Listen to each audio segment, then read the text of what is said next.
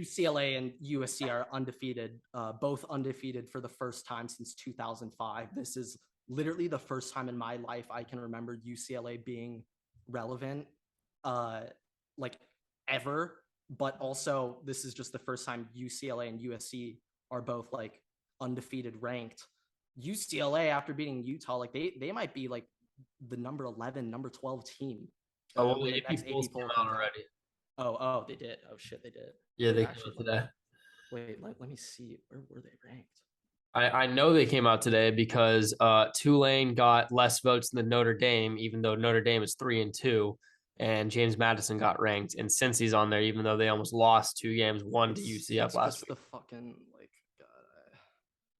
God, I couldn't care less about AP rankings, to be honest, but it's just like I hate that they still exist because it influences the college football playoff committee. Like they are influenced by the preseason rankings, and it's bullshit. But also, it doesn't. No, New York City. Georgia's the number 1 team. Are you fucking kidding me? What? Georgia still won?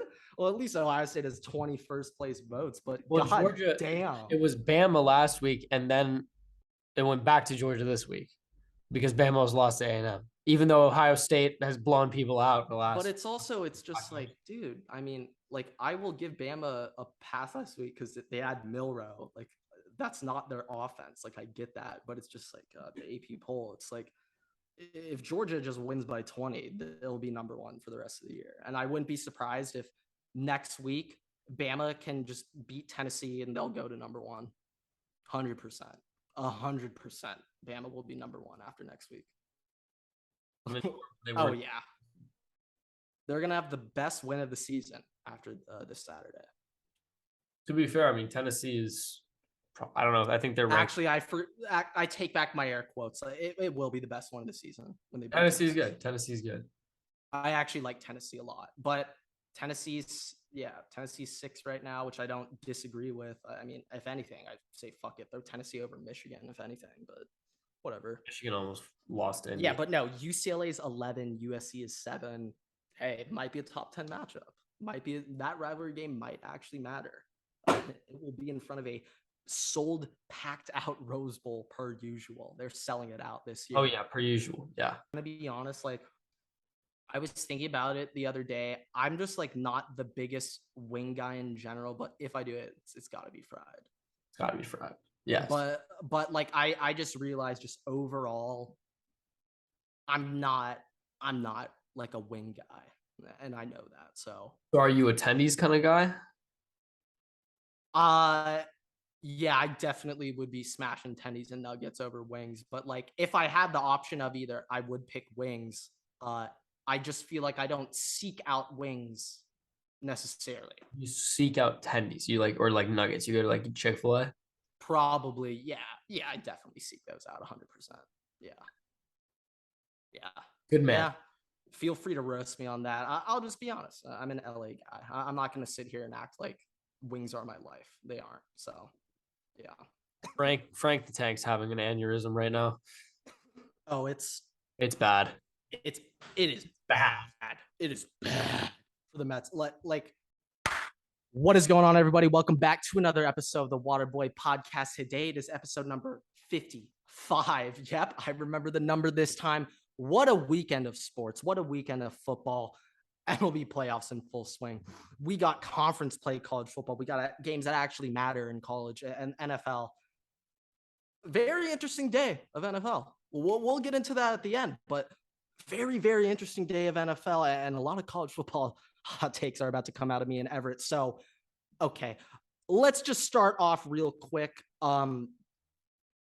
Yeah, we'll start off with college football. Everett, over the weekend, I just can't help but bring up the disappointing performances out of Bama without their quarterback, Ohio State, how they played Georgia. Those are the 3 teams I'm always thinking of and keeping my eyes on. To be fair, so understandable. Yes, but I feel like there was a lot of things we learned or saw over this weekend in college football. Was there any glaring thing, any glaring game that you wanted to specifically bring up over the weekend? I know Tulane You guys had your own things to deal with over the weekend. Big time dub over East Carolina. I think I got that right. Yep. I know you weren't exactly able to watch him, but any thoughts? I know the AP poll just came out. You had some thoughts on that. Yeah. I mean, look, the one thing that I will say, I didn't get to watch. The only clip I ever saw of Georgia this past weekend was of Stetson Bennett running for like 45 yards on a scramble. The only game that I actually got to watch besides ours was the end of the Bama game with Texas A&M. And the only thing that I'm going to say with that is I know Bryce Young wasn't playing, and I understand that. But, and obviously, I know if he was playing, it would have been monumentally different. But for the fact that, one, it's a terrible look on Jimbo Fisher. I don't know what the hell that play call was at the end of the game with he tried running an Olave red zone comeback route, which literally Olave is the only man I've seen in college be able to run that route. I don't know, I don't know why they ran that, but terrible look on Jimbo Fisher. Great on Nick Saban's half of stopping it there, although it would have been better if he had stopped them earlier. Now, if the game had if they had Bryce Young and that was still the end result of the game, it'd be a little bit more problematic. But I think it's okay right now. With the AP poll though, so it came out earlier today, and I think you said that Georgia's number one, right? Georgia's back to being number one. Yeah, Georgia is currently the number one team. I understand that, but also like with the closeness. I don't, but let me finish. With the closeness that they have had in their games, because I mean the number one team is going to either be not Texas. It's either going to be Georgia, Alabama, or Ohio State. Those are the three. Whoa! Not Ohio State, just Georgia, Bama. You don't think it's going to for the AP poll? Yeah, Ohio State. They could I'm win giving you 70-0 next week, and they might go down in the rankings. I'm giving you my opinion though. I'm saying in my opinion, those are the top three teams fighting for the number one spot. Alabama barely won against A&M. They dropped a spot because that's how the AP polls work, apparently. And Georgia barely, I mean, they won this week, but they barely dropped 2 spots. Oh, they dropped. Is Ohio State 2 now? Ohio State actually moved up to 2. I'll be honest. I am. I think Ohio State by some of these voters. I think Ohio State should be number one. I'm gonna be honest. Like after last week, I don't know how you say that Georgia is better than Ohio State if you take their whole season. Ohio State has played right now. Has had 5 consecutive games, basically blowout wins. Their first game versus Notre Dame, first game of the season. It's just I just want to say it's like if Ohio State, they barely hung on to Notre Dame, like that will literally stain their resume for the whole season for what happened in week 1. But what Georgia did against Missouri and Kent State will not stain their record at all. And also keep in mind, if anything, Georgia, those games are like a testament to why Georgia's tough. But if Ohio State play like that, the media is sitting there saying, look how pathetic Ohio State is. They can't even control. Also, keep in mind, Georgia played both of those games with all their starters. All their starters were playing. Everybody. I mean, Ohio State's been banged up. JSN's out. That's what I'm saying is Georgia almost lost to Missouri and Kent State with all of their starters playing. And the one thing you were talking about Notre Dame got ranked. Or no, they're not ranked, but they received votes. They received more votes than Tulane this week, which is why I'm upset. Now, I don't necessarily fully care about the AP polls, but they are very important to the way that recruiting works, to the way that media works, and just publicity. And especially, I mean, for the playoffs as well, and potential for bowl games as well. So obviously I have to care about it to some degree, and it's important to me. It's important to me because our team is also in a more small conference. So it's important it's big when your team makes it. And for the fact that Tulane's 5-1 could have been 6-0, obviously it was 5-1, loss is a loss. The fact that Notre Dame gets ahead of us 3-2, a couple other teams kind of squeak in front of us with a little bit worse losses. We beat Kent State, who moved up in the polls. They're 17 now. Like, I don't really understand that. I'm not a big fan of the fact that we only went up a tiny bit and there's teams jumping us who weren't even on the list last week.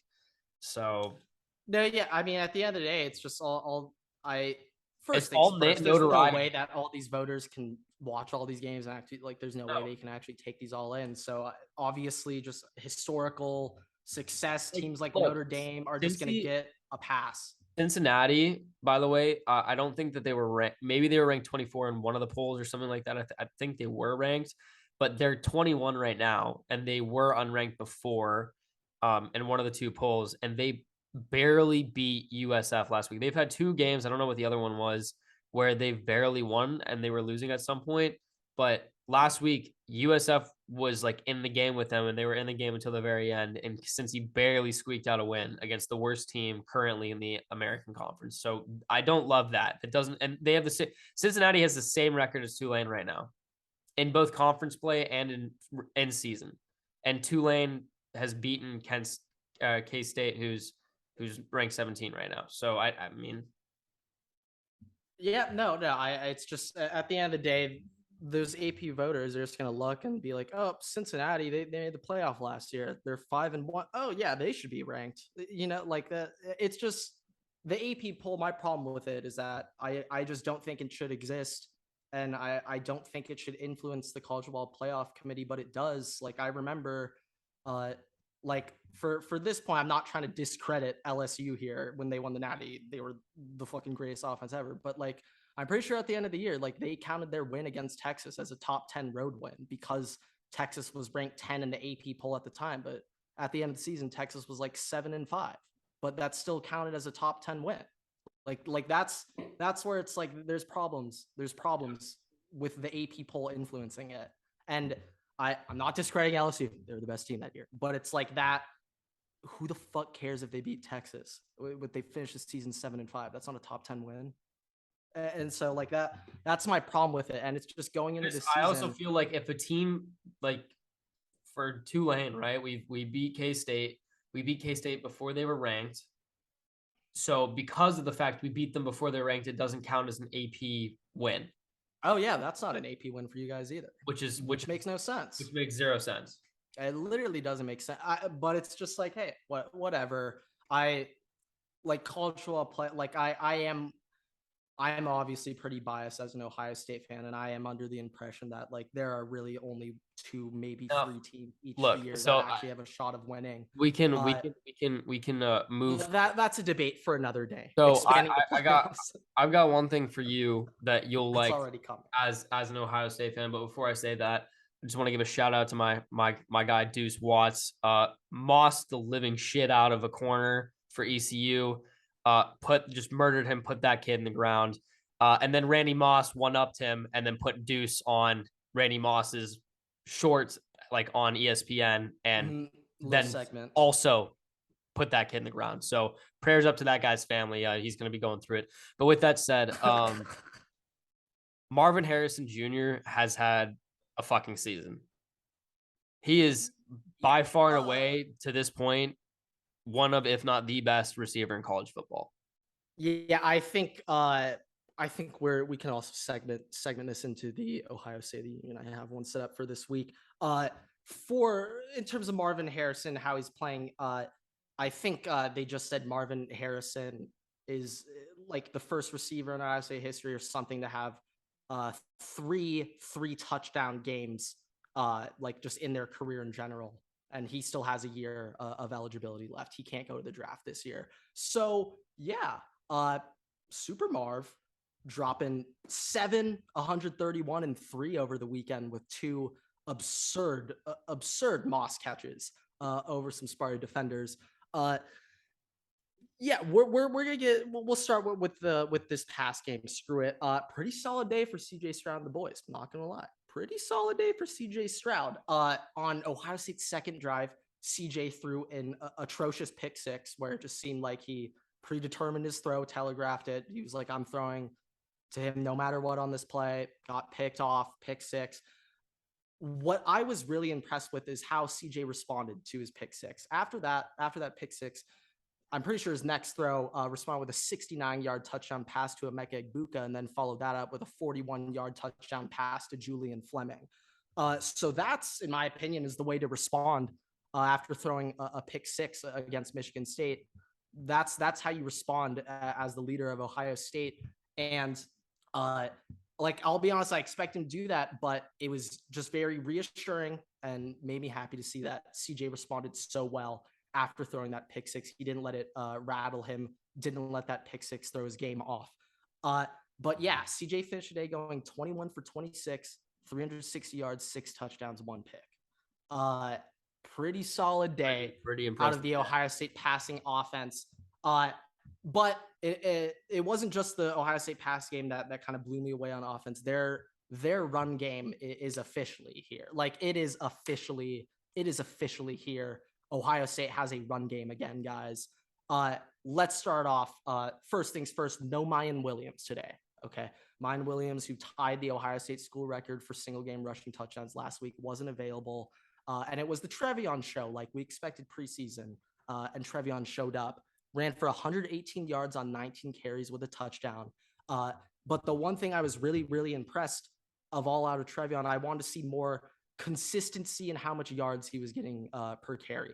Earlier in the year, I feel like it was either a 1 yard loss, a 1 yard gain, or it was a home run play for Trevion. This game, it felt more of a consistent 7, 8, 9 yard game, a 10-yard gain when he run. It didn't feel as either 2 yard or 50 yard plays. It was consistent 7, 8, 9 yards every run. And that was very inspiring to see as an Ohio State fan out of Trevion, because I was a little concerned that earlier this year, Trevion wasn't doing well in those short yardage runs. Like Mayan was just outperforming him, and he showed up. Well, last week you said that you didn't even think that Trevion was the best running back on roster. I still think Mayan's the best running back on the team, but what Trevion showed me today, like Ohio State, their 1-2 punch out running back is absurd. Like, and they got a 1-2 punch right now, and even their true freshman third string, Dallin Hayden, he's looking nice too. Filling in for Evan Pryor, who's out for the season. So that run game, I'm just very impressed. And in my opinion, all of that credit really goes to O-line coach Justin Fry, who came over from UCLA. That O-line, they are just mauling guys up front. I'm seeing meanness and toughness out of an Ohio State O-line that I haven't seen in a while. And another thing, just lasting on offense in general, Ohio State in the red zone has just been phenomenal. After their first touchdown drive, I saw a stat saying they were 26 for 26 in the red zone, with 24 of those drives resulting in touchdowns. When you look at the team last year, they couldn't do shit in the red zone, and now they have one of the most successful touchdown red zone percentages I've ever seen in Ohio State history. The Michigan game this year is going to be an interesting one. It is. I cannot wait. I'm very excited for Thanksgiving weekend this year, Everett. I'm very, very excited for Thanksgiving weekend. But yeah, in my opinion, I don't even think this is my opinion. I think the world collectively agrees Ohio State has the best offense in the country in college football right now. They are getting it done in all facets of the offense: run game, pass game, run blocking, pass blocking. They're getting it all done right now, and they have the weapons. They literally have it all. Who are your top 5 offenses in college football this year? Ohio State 1. I guess USC 2 over Bama. I'd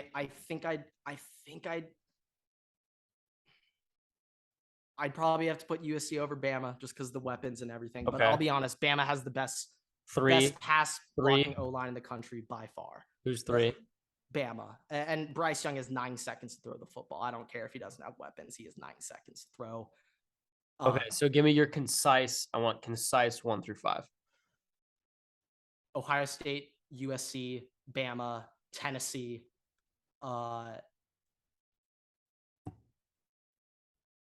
Texas with Quinnen.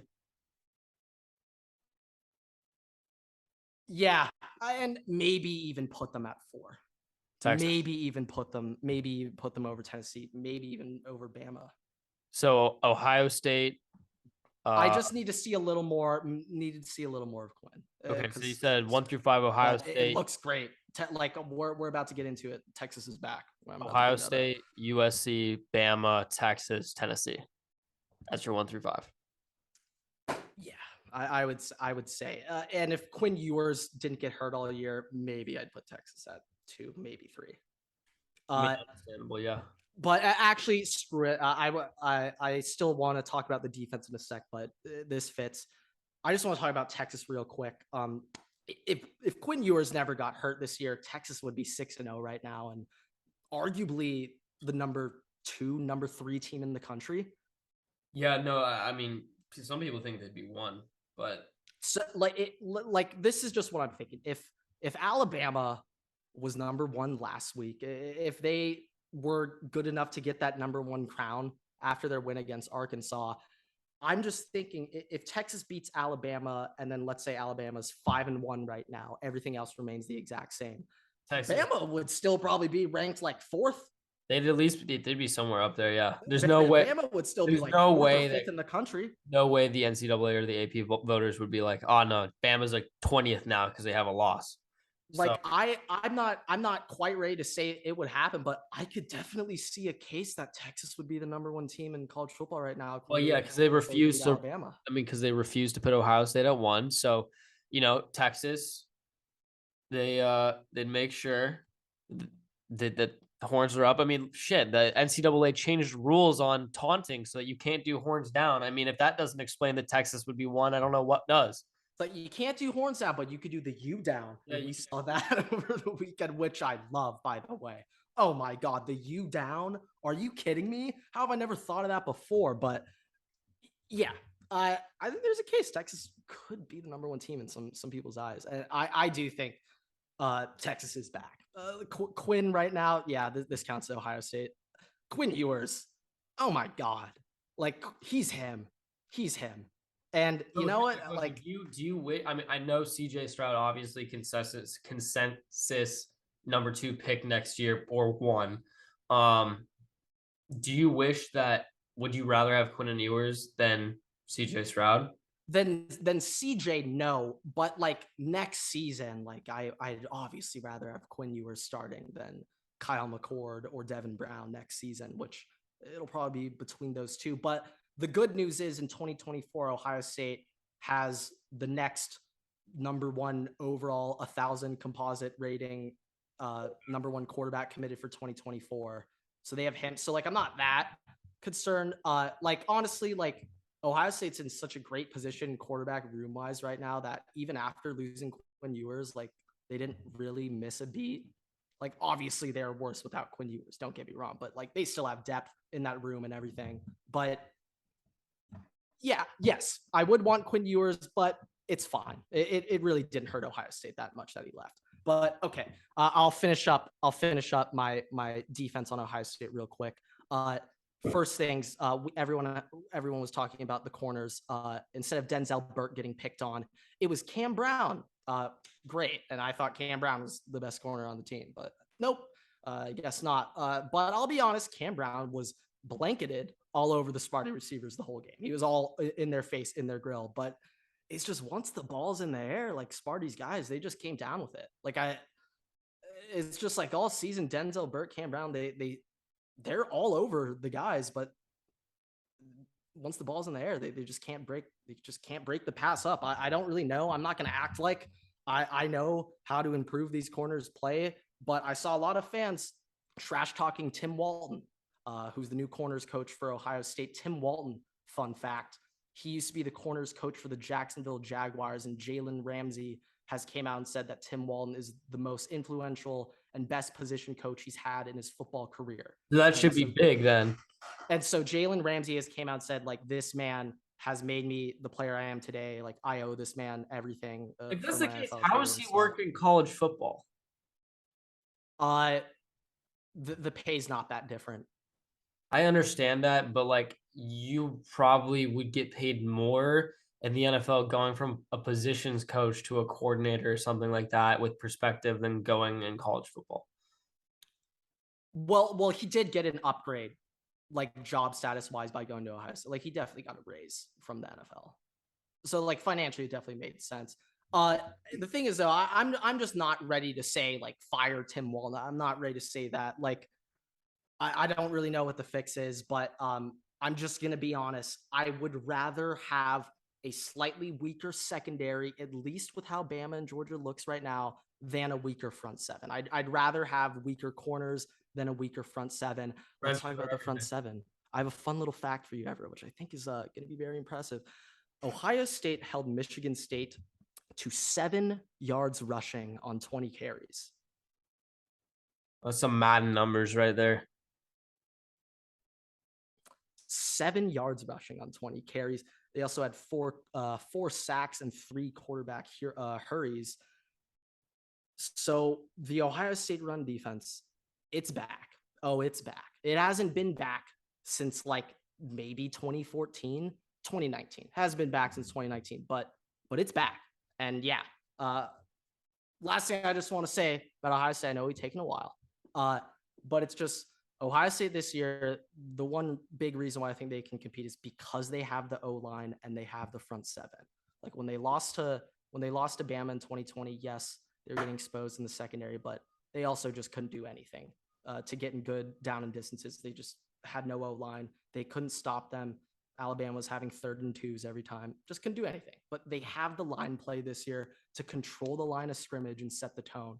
And so, yeah, I just don't understand why a lot of people are putting Georgia and Bama over Ohio State unless it's just for the thought of, oh, it's just Georgia and Bama. They're in the SEC. They're just going to be better than Ohio State. That's the only explanation I have for putting those teams above. But Okay. That's, so that is my Ohio State of the Union. Before we transfer into NFL and what's going on, college football recap for Week 5. Yep. It is time for the recap. Week 6. Okay. All right. Let me get this timer on set. Offset. All right. You ready? Okay. All right.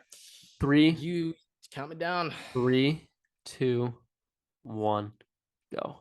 Alabama barely hung on against A&M without Bryce Young, while Tennessee routed LSU in Death Valley. I think it's safe to say Bryce Young will be starting next week at Tennessee. Quinn Ewers in Texas are officially back after beating Oklahoma 49-0 in the Red River Showdown. CJ Stroud and Ohio State lit up Michigan State like it was nothing, and some people in the media have finally put the SEC bias aside and ranked Ohio State number 1. And finally, DTR and UCLA put on a show against Utah, and USC took down Washington State at the Coliseum.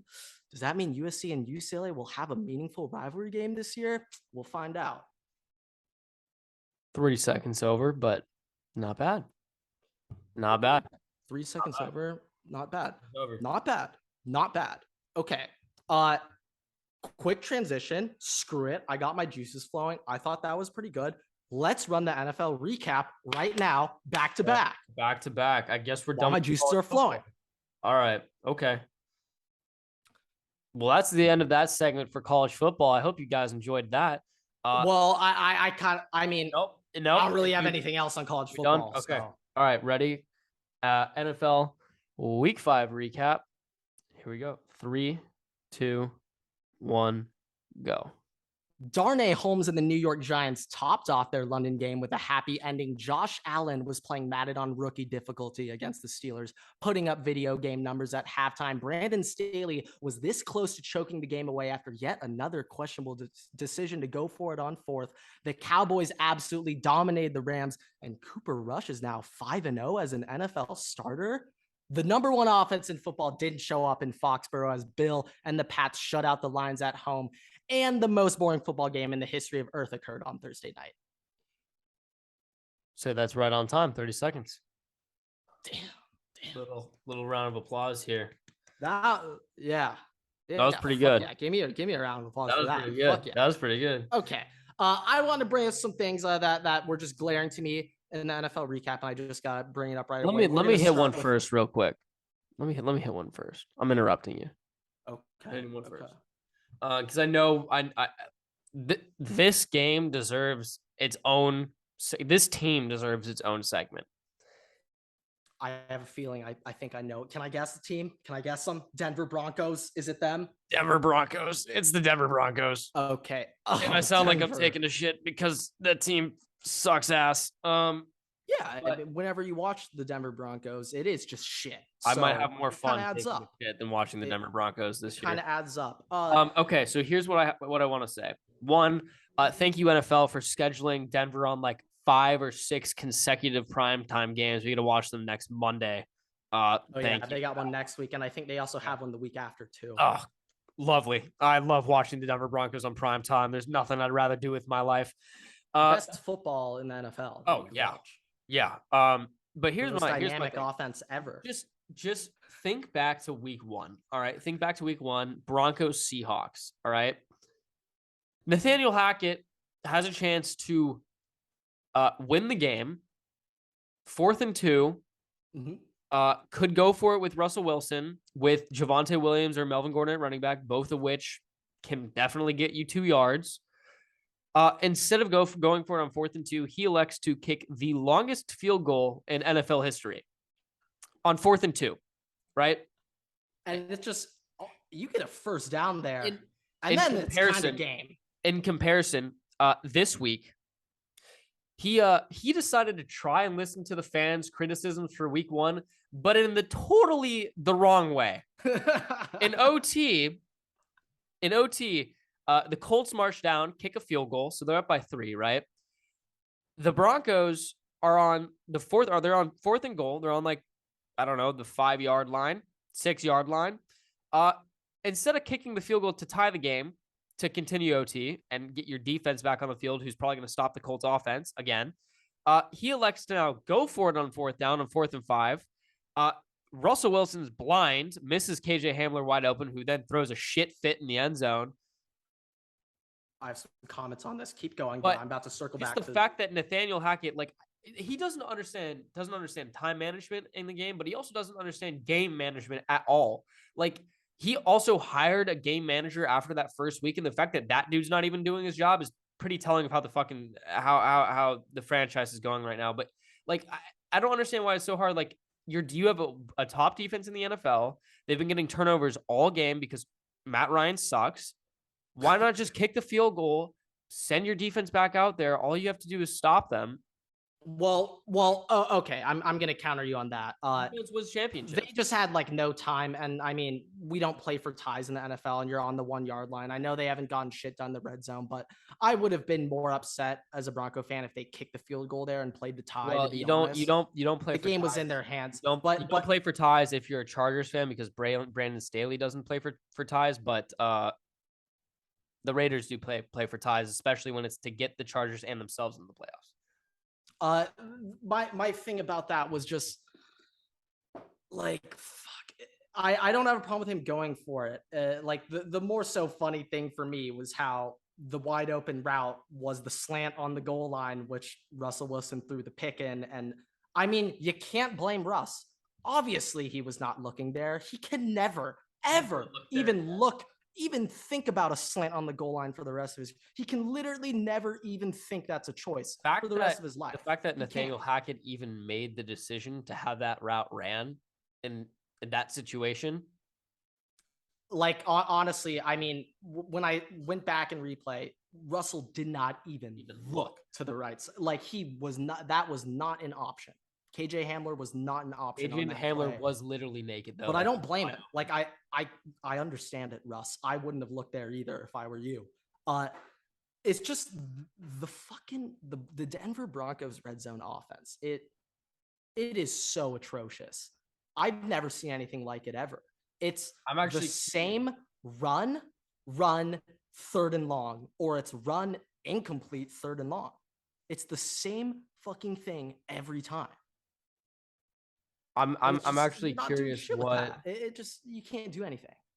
I'm curious what the Broncos red zone stats are for this season. Obviously they are the worst team in the NFL in the red zone. I don't think that needs to be clarified. But let's see here. I'm trying to find out this data here. A little data dump out of you? A little data dump out here. Oh my God.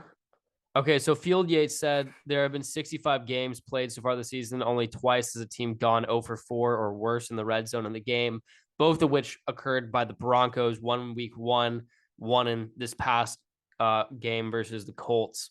The Broncos are 21% in the red zone. They have a 21% TD percentage, which is the worst through 5 games in the NFL since the Rams in 2008 were at 20%.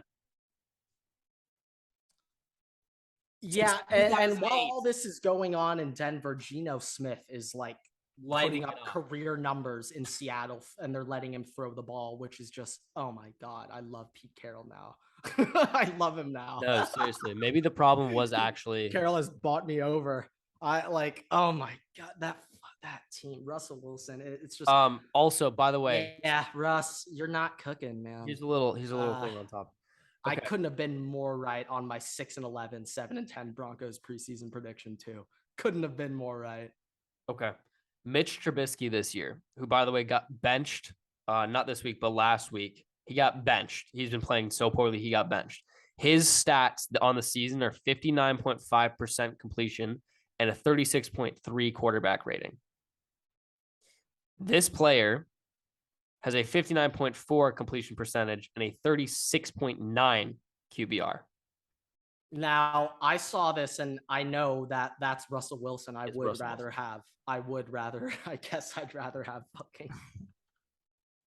I guess I would, pass up on Russ based on those numbies. But I mean, I don't know exactly how the hell you even fix this right now in Denver. Like, there's just a clear disconnect. It almost seems like Russ is like afraid to play out there. He's well, like, week one, they said that Russ was using all of his old signals, like everything from the Seahawks. Like he thought that the NFL wouldn't recognize that he's doing the same stuff.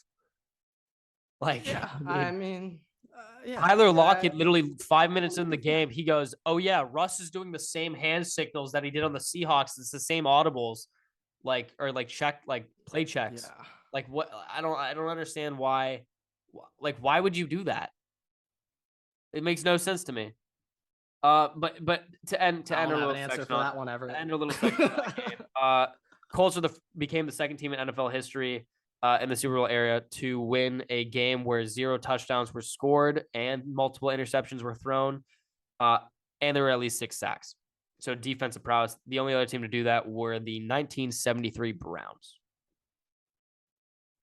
Oh, of course, the 1973 Browns. Who could forget the Browns? Yeah.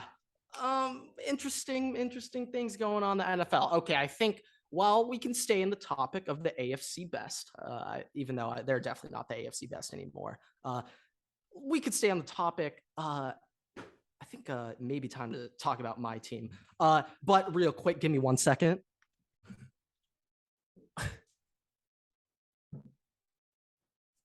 I currently have Joe Burrow playing in fantasy, and I need him to get multiple points in order to win this. All right, Joey Bosa Grant is back. Okay, bolt breakdown.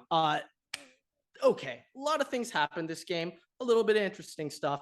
We're obviously going to end it out with the most brain dead coach in the history of the NFL, my coach Brandon Staley. Let's just start off with the. That's competitive. Nathaniel Hackett. We're gonna save Staley to the end. Okay, we're gonna save that to the end. First thing I just want to say, let's forget Staley. And I don't really count this as a win, but fuck it, we won. This was a weird game in the sense that instead of going up early and clinging on to a lead, trying to hold on to it, it was opposite. And we went down 14-0 almost in the blink of an eye, and we had to come back. Ironically, like without Rashawn Slater and Trey Pipkins getting hurt, the Chargers today, like I think they had the most success running the ball they've had all season, and it was without their left tackle and with Pipkins a little banged up. And they were going up against Myles Garrett, Clowney, and the rest of the Browns. One thing that I just want to say that really, really blew my mind about Myles Garrett specifically, he was not the threat I thought he was going to be in this game. No sacks, no QB pressures. He had only 2. Oh my God. Oh my only Lord. 2 tackles.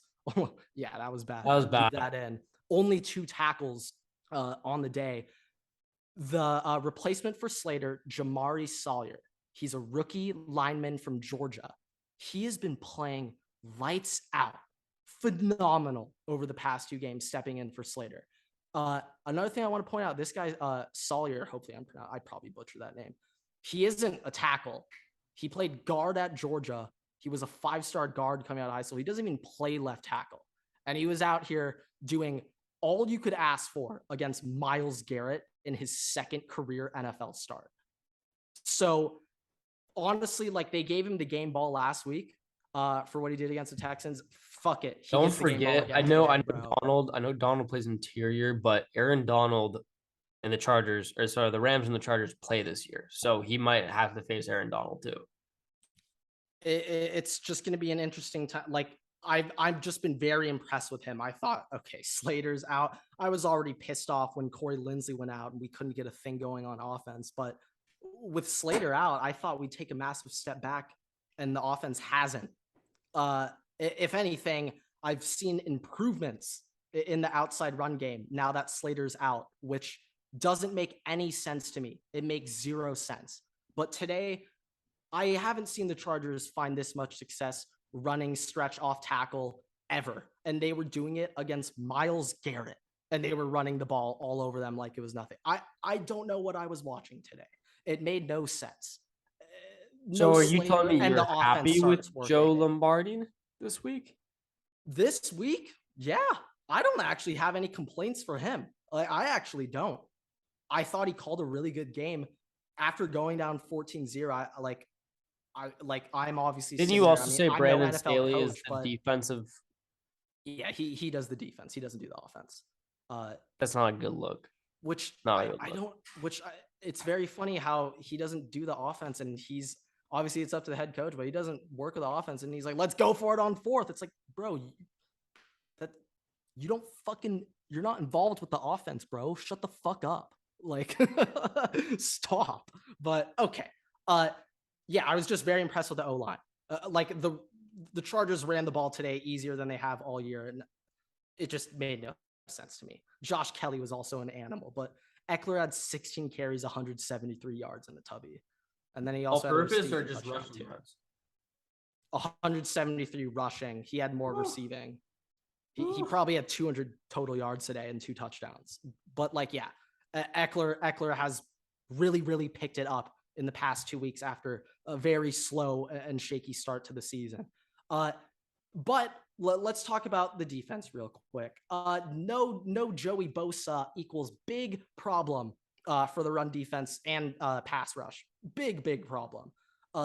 So before the game, I thought, the Browns might run for 150 on our ass. I was kind of right. Instead of 150, it was 215. They ran for 215 on us instead. So yeah, Nick Chubb today looked like fucking LaDainian Tomlinson out there. We had no answer for him. Yeah, dude, Nick Chubb was gashing us. Holy shit. Oh my God. Nick Chubb was just fucking walking over the defense. And it's just, without Joey Bosa, you just run to the side without Khalil Mack and you get 8 yards. It's not rocket science. If you're running against the Chargers without Joey Bosa, it's not very hard. Just run to the side opposite of Khalil Mack. I'm surprised you guys haven't signed some edge rusher or tried to trade for one. I think what they've been trying to do, they've been just putting Van Noy at edge because he played edge past couple of years in New England. But I mean, we need Joey back. Just need Joey back. But I was very impressed with Kenneth Murray today in pass coverage. Kenneth Murray, all the Chargers fans, it's hit or miss. 1 week he's great, 1 week he's not. I thought he did really good. But yeah, last thing I just want to say about this, J.C. Jackson. I'm gonna assume he's still hurt. Okay, I'm gonna give him the benefit of the doubt and assume that he's still hurt, because my God, this man is being hunted like a fucking deer whenever other teams are playing. Target J.C. Jackson, fucking touchdown every time. Just go after him. It's so easy.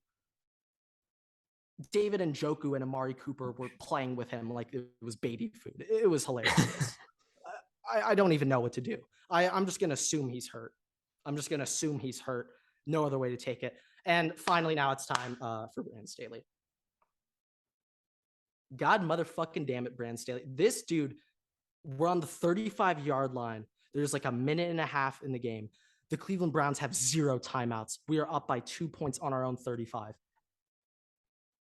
Now remove myself as a Chargers fan. I understand what Staley's thinking. We get the first, it's game. Like I totally get.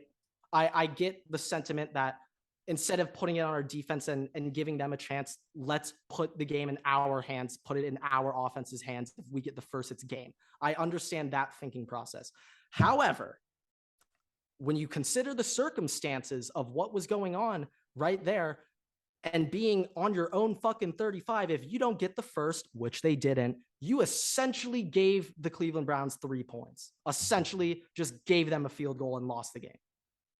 And obviously Cleveland didn't end up making the field goal and the Chargers won, but that doesn't fucking excuse the decision. Like that doesn't make up for that doesn't mean it was a good decision. No, because oh my God, they gave the Browns a 52-yarder with a chance to win.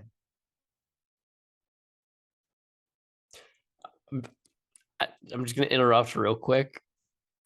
Padres and Mets are playing right now.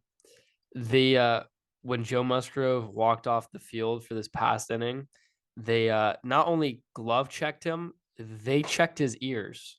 They've been rubbing his ears for like the last 5 minutes because it looked like they got Vaseline on them. Of course, the Mets got to bring that one up. Like, I hate the Padres, but it's like the way the Mets fans are right now. I want to see the Mets lose. Okay. Yeah. Anyways, back to Brandon Staley. Okay. No, yeah, Staley. It's just like, because of the situation of the game, because you're on the 35, because there's a minute and a half left in the game, the Browns don't have timeouts. If you punt the ball there, now I understand like the thought process. One of my other friends, Chargers fans, tell me like, oh, well, I mean, Staley, he trusts the defense to get stopped. But it's like, even if you trust the defense to get a stop, they still have a free field goal. So that argument doesn't make sense. Like, that doesn't make sense. I guess your special teams to block the field goal. Like, what? What are we doing? I guess you have to be confident enough in your offense that you think like you feel like it's a guarantee you get the first down. No, it was definitely more confidence in offense. But like even then, short down and distance, we haven't done shit all year. Even then, I don't know what the difference is. I don't know if you feel like if you punt the ball back with that amount of time, punt. They have to drive the length of the field. They have to pick up 8 first downs to win the game, or like 6 first downs to win the punt. Field position. I guess that's not a thing anymore in the NFL. And yes, I understand field position is less important now than it used to be because we're a passing league. And now a lot of times you just throw 30-yard bombs on the first play, picking up chunk plays. Like, I get that field in position is less important, but they have no timeouts. It's Jacoby Brissett. It is a running offense. Why the fuck would you not punt? Why would you not punt? It makes no sense. Yeah, I can't explain that one to you. It makes 0 sense. You gave them a free field goal and they happened to miss it, but it's like that doesn't get him off the hook. That does not get you off the hook. What the fuck was that decision? What is that, Staley? I'll be honest, I like Staley. I like him as a person. I think he's a cool guy. I think he's a fun guy. I think he's a fun guy. Yeah, I think he's a nice down to earth, cool guy. But he's no fucking football coach. When I saw a week 1 clip of when they were playing the Raiders and the Raiders were like about to come back, Brandon Staley went up to Khalil Mack and said, "Hey man, get our guys pumped up right now." You should be doing that. My head coach shouldn't need to fucking do that.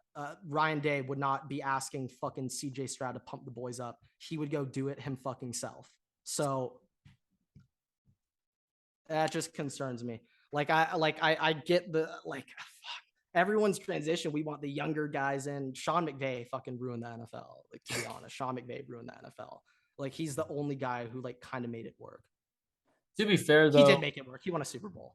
He won a Super Bowl. He also went to another Super Bowl. He took Jared Goff and made him one of the best quarterbacks in the NFL that one season. I don't know, it was 2017. No, not 2017, like 2018.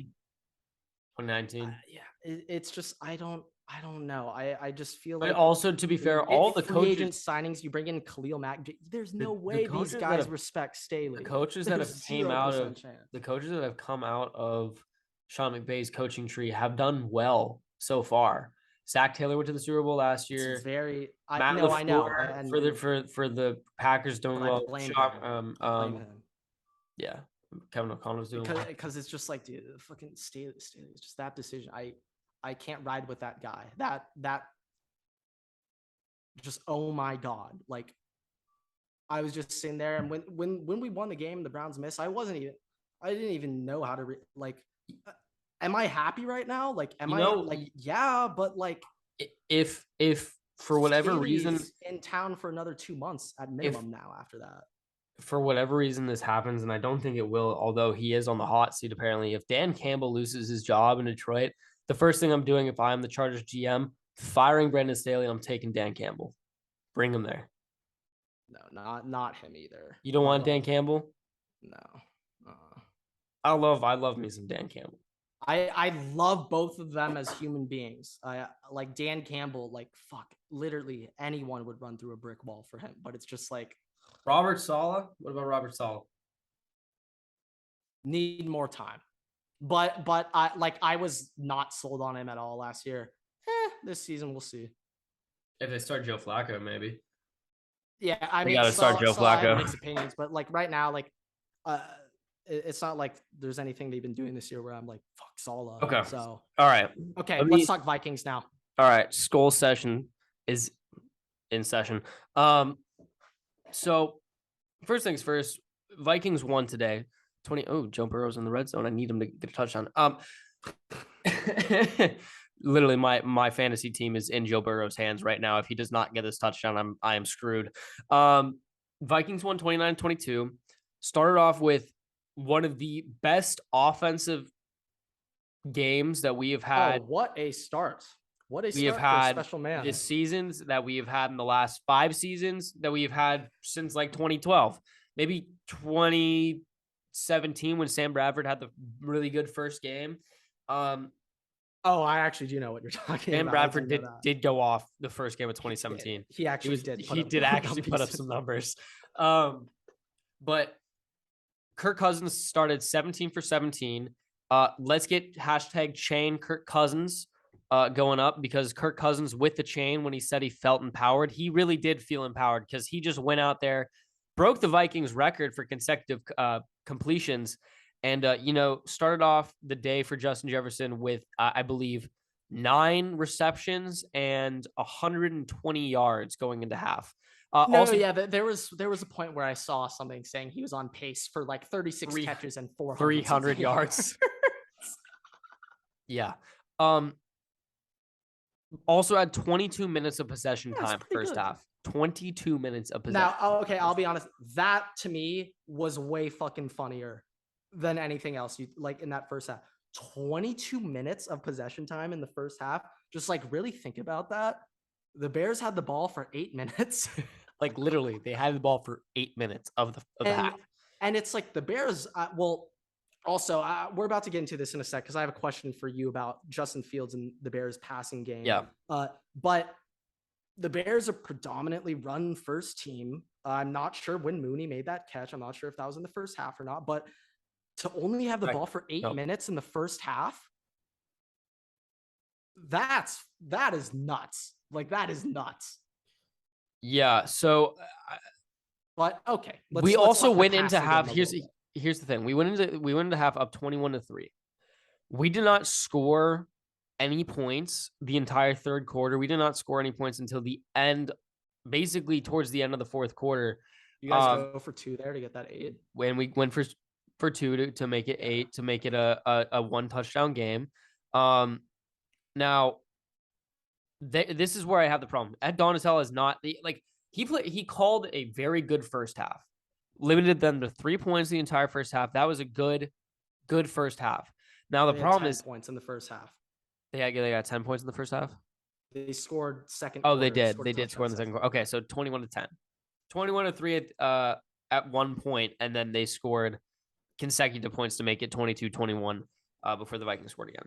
But Ed Donatel, at least for most of the first half, I would say 3/4 of the first half, called a very good game. The problem is he doesn't switch things up. Like, by the time, like, if you give the other team the time to go to the halftime and look at the defense, they're going to be like, they're going to break it down in the next quarter. They're going to come out and they're going to absolutely demo the Vikings defense, because Ed Donatel does not make any adjustments.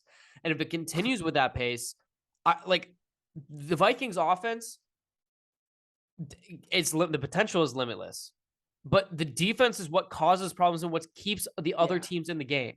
So like the Vikings could have gone out there and just slaughtered them, but instead it was a close game, won by 1 touchdown.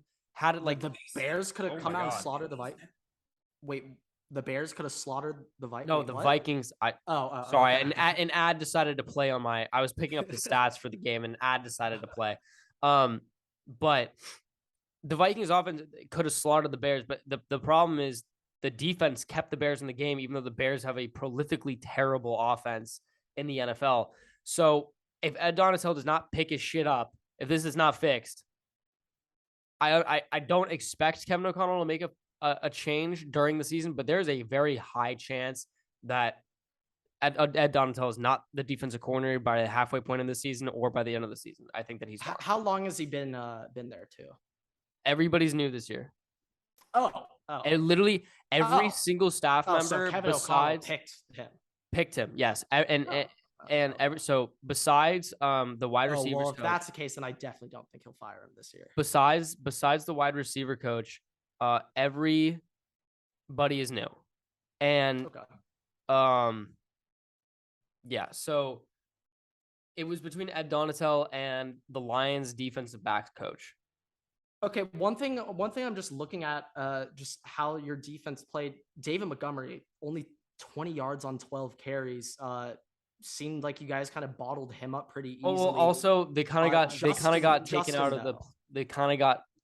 Yeah, they got phased out of the games. Yeah, I get what you mean. Yeah. But they did.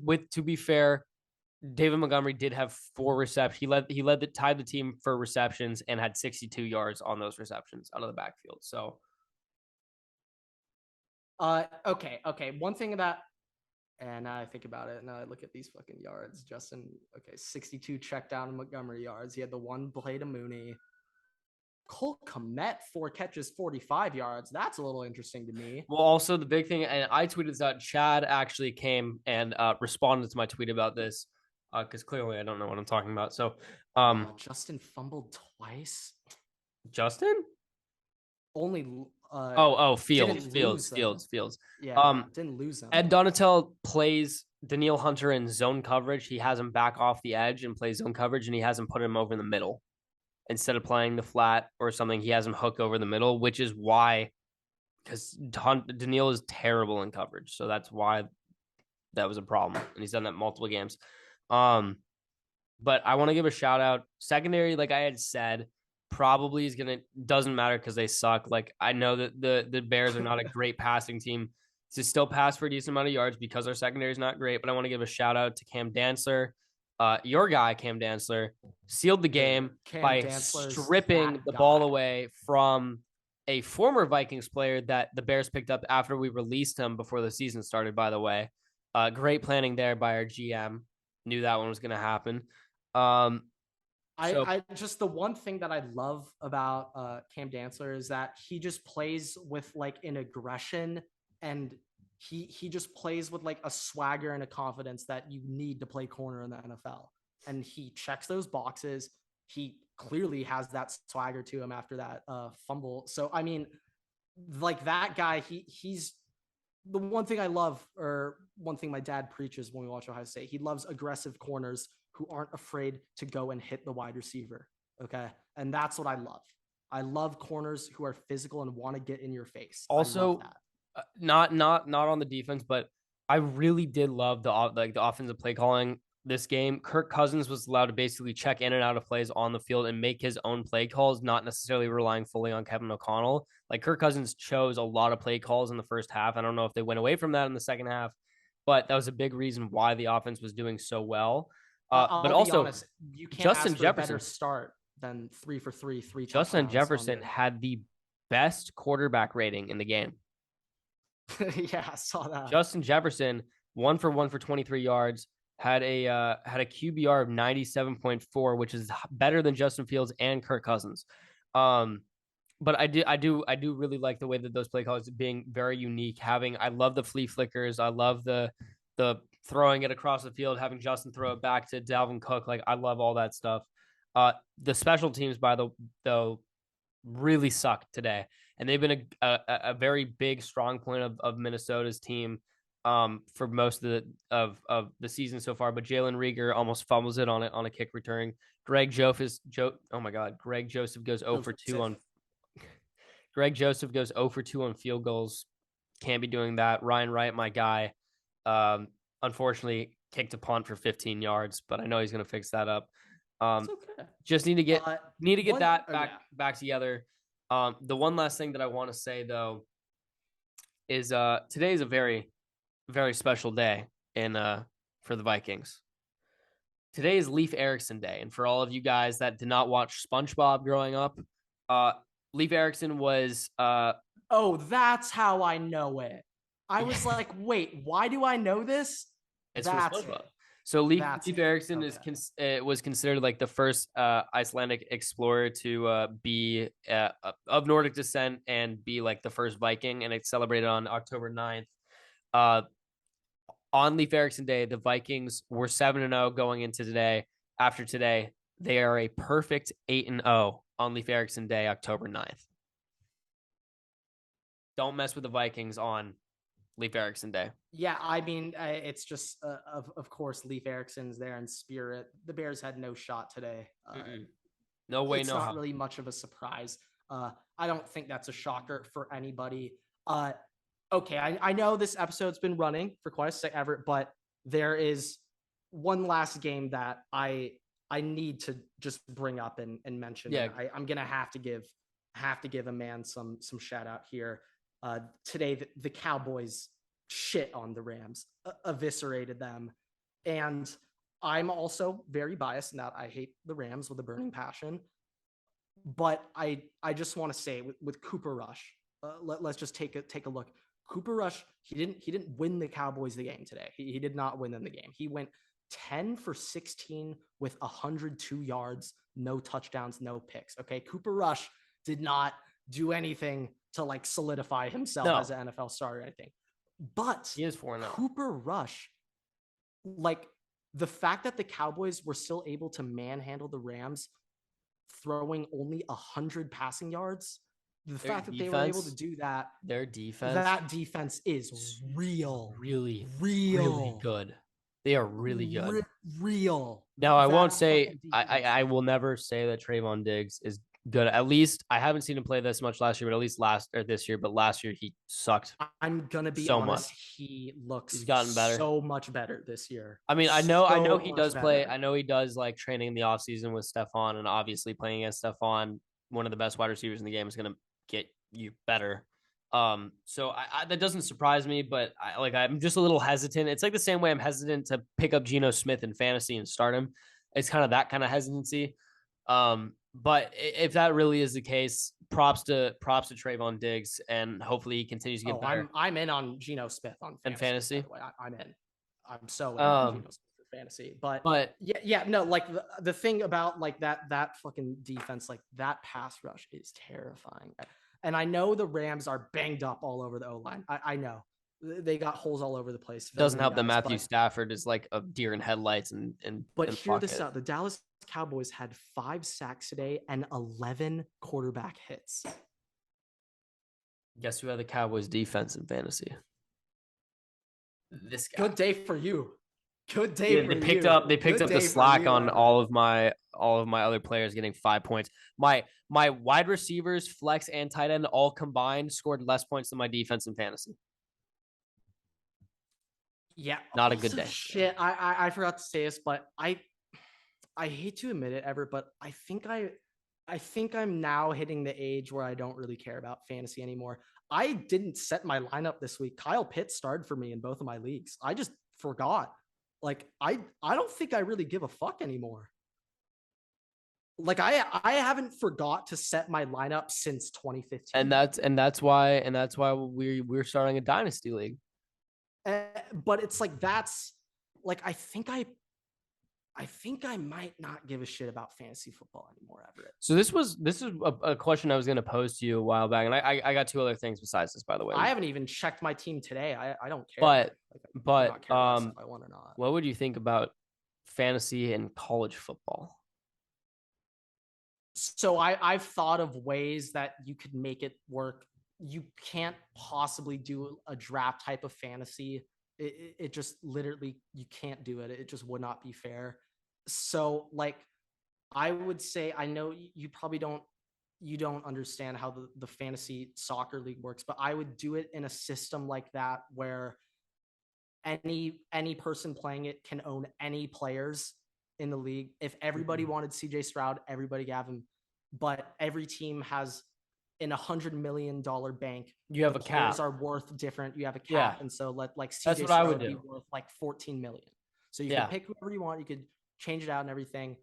If they did something like that, I would be. Well, that's so what they have that in normal I'd be fantasy football so- too. You know that, right? They have that in normal fantasy football too. Just like Cap space. no, yeah, oh yeah, yes.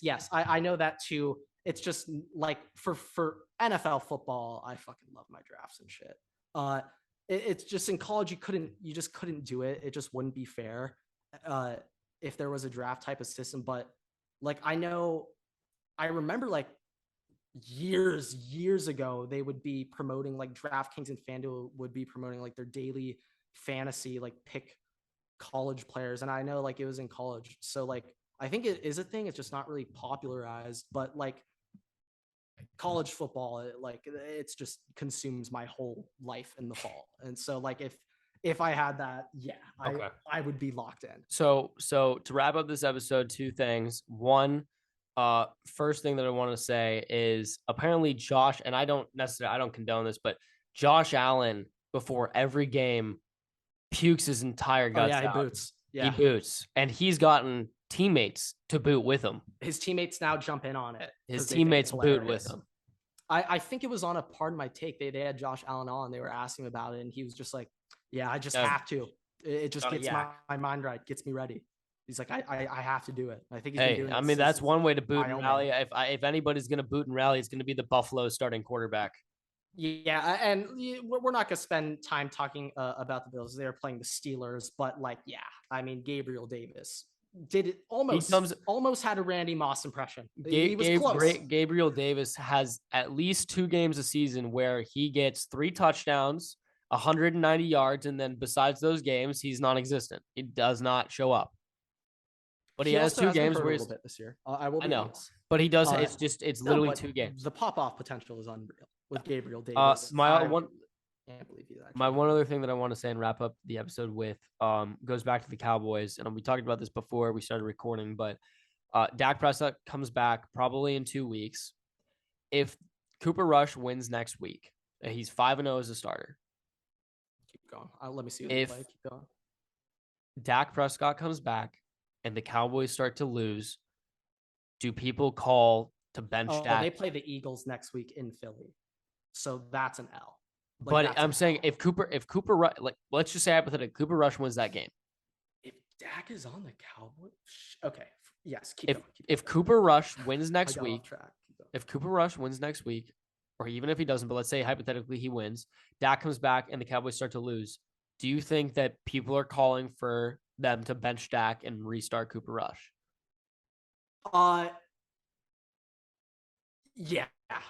Yeah, Dallas fans are so yes. But do you think the team will do it? No. This is what I will say. This is what I will say. Dak's Dak, and I know Dak is a better quarterback than who I'm about to say, but in 2017, Sam Bradford got hurt. We were talking about that game. Sam Bradford started that season very good. For the Vikings. Case Keenum comes in, lights it up. They're getting wins left and right. Sam Bradford's healthy, comes back. They have Sam Bradford, Teddy Bridgewater, and Case Keenum all on the same roster. They elect to keep Case Keenum in, bench Sam Bradford for the rest of the season, and they make it all the way to the NFC Championship. So you do what's best for the team. If Cooper Rush got the momentum of the team, he's got the team behind him. Do you jeopardize that by starting Dak? So this is what I think of. I think when I'm not entirely sure about that Vikings situation, why they stuck with. It's because of momentum. Case Keenum. But like when I look at like Georgia, for example, sticking with Stetson and Jake Fromm like over Justin Fields, I always think like the way an offense operates and works, like the O-line and the receivers and all the boys, they need to fuck with the quarterback. Like if they don't like the quarterback, like it's not going to work. And a lot like this happened with the Eagles with Wentz and Nick Foles. They fucked with Nick Foles more than Wentz. So like stick with Nick Foles, you know? But when it comes to this situation with Dak, Cooper Rush, and the Cowboys, those boys fuck with Dak. You know, like they fuck. But they fuck with. I know they fuck with Dak. But I think they also fuck with Cooper Rush. But yes, this is the thing. When the Cowboys are playing with Cooper Rush, it just seems like they go to a game management offense. They go to simplify shit, let the defense win. But like that formula might be a little better than the formula with Dak playing. Because I just feel like when Dak is playing for the Cowboys, yes, it was in the past. They don't have the defense they have now that they did last, or the defense they have now they didn't have last year. But I just feel like Dak Cowboy games, it's always high scoring shootout type like games. Like it's stressful. Yeah, it's high dramatic, good, entertaining games. Don't get me wrong. But when Cooper Rush has been playing for the Cowboys, it just kind of seems like they seem a little more in control. And I don't know. Cooper Rush with the Cowboys was working. The only game I have to say. The only game that they have lost this season, by the way, is the game that Dak Prescott started. That is the only game they've lost this season. And Cooper Rush has won every other game this year. And this is my personal opinion, just because this is the way that it went for me. And they have their bye week's week 9, so keep that in mind. They can always keep Dak resting until week 9, figure it out then. I personally think they do have a pretty light schedule coming up here than the Eagles, the Lions, and the Bears. Yeah, so they might not feel the need. If Cooper Rush somehow manages to beat Philly, if he beats Philly, then I am sticking with Cooper Rush. I think that you have to go with momentum, and since Cooper Rush has beaten New York, he's beaten Cincy, beaten Washington, beaten LA.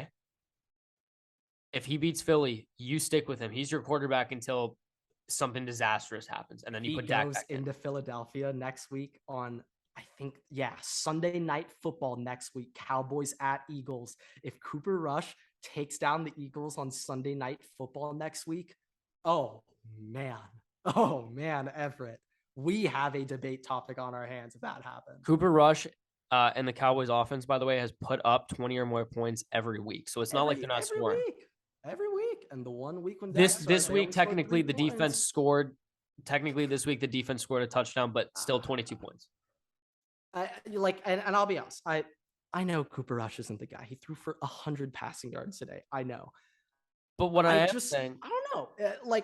It comes when he's in the game. It's just I feel like the whole Cowboys room. It's a little more locked in, boys. Okay, I'm just saying, Cooper's starting boys locked the fuck in. I'm just saying, it just got me thinking of Nick Foles and Case Keenum. That's what it's got me feeling. I can feel I'm just saying my prediction, and this is a very Ryan Fitzpatrick, Barry McCockiner take, but Dak is going to come back, and the Cowboys are going to start being worse on defense. That is my prediction, and it's just going to be they're going to be like, oh, we have Dak, and it's just going to be a little switch where you don't need turned on because you know Dak's on offense, and I think it's just going to get rid of a little edge that the Cowboys defense has right now. It's dumb to think about. Cowboys defense, they show up to the games knowing we have to win us. But if it's kind of weird to think about. But if Dak comes back and they start losing, you're gonna think, what if we kept Cooper Rush in? What would have happened? And I think that's weird considering Dak is one of the best quarterbacks in the NFL, but he also reminds me and makes me feel like Russell Wilson. That's kind of how I feel. Like current Russell Wilson is kind of how I feel about Dak. Great timing with something that just developed in the baseball world. That will end our NFL segment. We will begin our conclusion right now. The Los Angeles Dodgers will be facing the San Diego Padres in the NLDS beginning today when this episode comes out on Tuesday. The New York Mets are down 6-0 in the top of the 8th right now to the Padres. Frank the Tank probably having an aneurysm right now. It is looking like a Padres Dodgers round 1 matchup, and I will be honest, it's going to be a sweep. 3-0 Dodgers. Book that shit right now. Game 1 is going to be this is we're doing the full series predictions, and this is purely based off Dodger fandom and how I just feel about this team, and I'm always right. I mean, like we said, Padres fans, how does it feel that the Dodgers are your dad? Have been your the Have Dodgers been. are the Padres Padre. All right. We are your Padre. So Dodgers will have 6 days of rest going into game 1. It's a little of the scary, but NLDS also Everett. like 6 days of rest. I love it for the pitching. Don't get me wrong. I love it. We're going to be rested up in the bullpen. And trust me, those pitchers need their rest after this season. But with 6 days off going into this game, I'm very concerned about this offense. And my big concern in the past Dodger playoff runs has been the lack of offensive output 1 through 4 in the lineup, and how it's 5 through 9 bailing us out in every fucking game. The starting pitching has always been good. The relievers have always been good in the playoffs. It's always been the fucking 1 through 4 can't tack on extra runs, and they can't get us leads early. But this year, with that 6 games off, I know we might have like the greatest 1 through 4 ever assembled. I know. I get it, guys. But it's Dodger baseball. Who's batting for? Will Smith. Oh, it is Will Smith. Oh my God, it's Will Smith. Yeah, fucking Will Smith's gonna be cranking it. Fucking. It's just I need the performances out of Will Smith. I need it out of fucking JT. Belly just play center field, but JT and Will Smith, I need you fuckers to be on. Gavin Fox. We're not like in order to win, Mookie, Freddie, and Trey are gonna have to play like Mookie, Freddie, Trey. All right. In order for us to win the World Series, Will Smith and JT got to be playing like fucking Steven Pierce for the 2018 Red Sox. Okay. I need my boys to be hitting the fucking ball. We cannot be leaving runs on. We cannot be letting runners stay on fucking base. It cannot happen.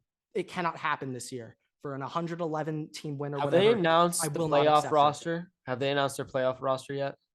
I'm probably not, but Yankees announced theirs today, so I would assume it's just like thinking pitching wise, it'll be Julio game 1, Clayton game 2. I think Gonsolin's healthy. He gets game 3. Gonsolin is healthy.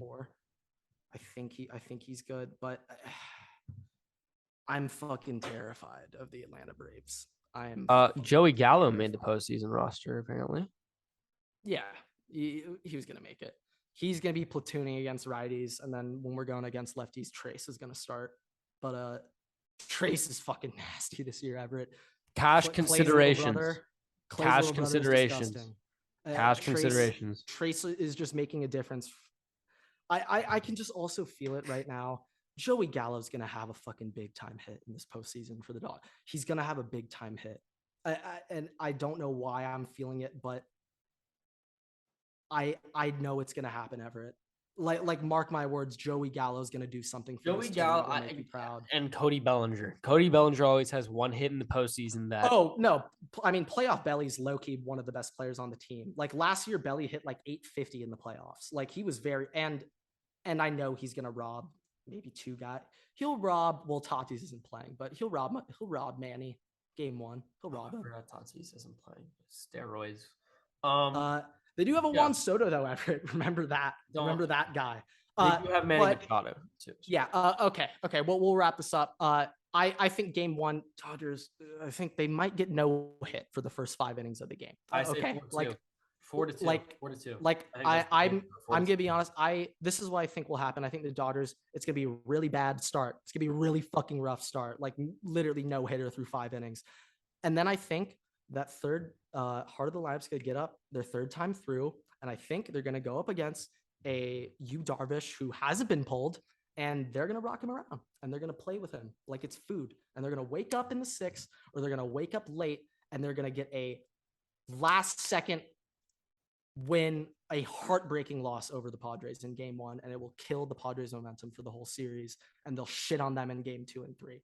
That's my prediction. I'm saying they're gonna have a BS game 1 win, and that will collapse the Padres clubhouse, and they'll shit on them for the next 2 games. I'm gonna say it's also a best of 5. Remember that they're gonna win 4-2.